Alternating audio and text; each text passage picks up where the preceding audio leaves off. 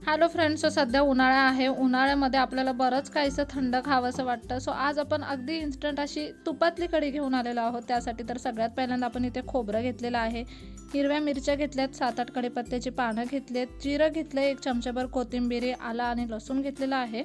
आता हे सगळं आपल्याला वाटून घ्यायचं आहे मिक्सरमधून. याचं छान असं वाटण तयार करून घ्यायचं आहे. खूप इन्स्टंट म्हणजे अगदी 5 मिनिटात बनणारी ही कढी आपण बनवणार आहोत. सगळ्यात पहिल्यांदा तर हे सगळे मसाले आपण यामध्ये टाकून घेतले. त्यामध्ये थोडंसं पाणी टाकूया आणि आता वाटण वाटून घेऊयात.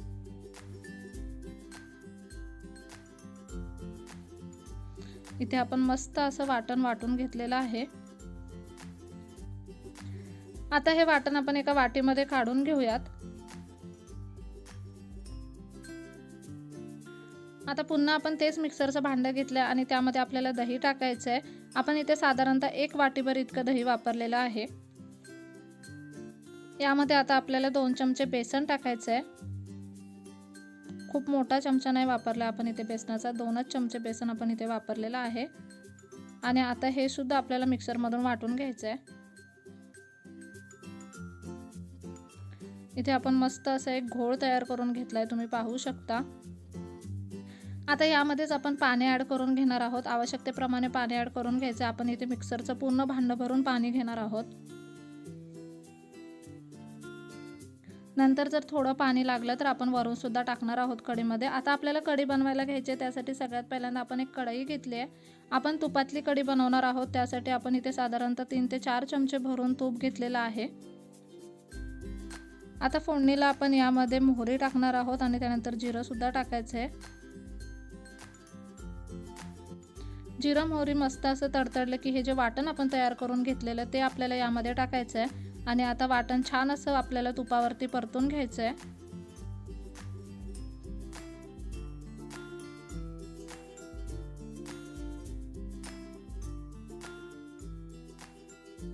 वाटण मस्त असं परतलं गेलं की आपल्याला यामध्ये पाव चमचा हिंग टाकायचं आणि पाव चमचा हळद टाकायची आहे.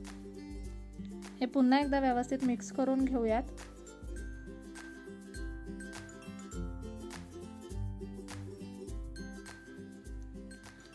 आता यामध्ये आपल्याला थोडंसं पाणी ॲड करायचं आहे. साधारणतः 1 वाटीभर इतकं. लहान वाटी वापरली आपण इथे, जेणेकरून आपला हा मसाला व्यवस्थित शिजला जाईल.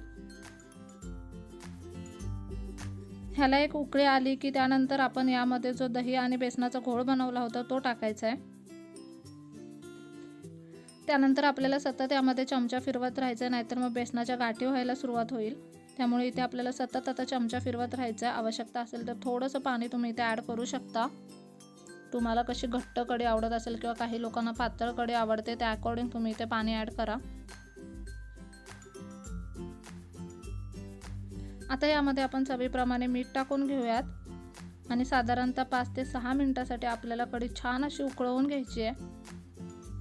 चिमूटभर साखर सुद्धा आपण यामध्ये टाकलेली आहे. कढी जेव्हा थोडीशी आंबट गोड लागते तेव्हाच ती खायला मजा येते. त्यामुळे आपण अगदी किंचित अशी साखर यामध्ये ॲड केलेली आहे. आणि आता ह्याला मस्त अशी उकळी येऊन द्यायची आपल्याला. मध्ये मध्ये चमचा फिरवत राहायचा, जेणेकरून बेसनाच्या गाठी तयार होणार नाहीत.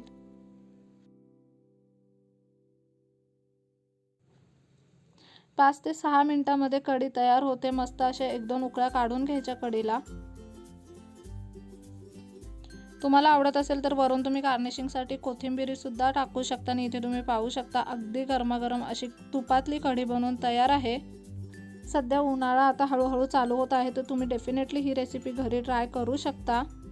कसा वाटला आजचा व्हिडिओ कमेंट बॉक्समध्ये नक्की सांगा. चला तर मग पुन्हा भेटू अशाच एका नवीन व्हिडिओसोबत. तोपर्यंत मस्त खा, भरपूर फिरा आणि आनंदी राहा.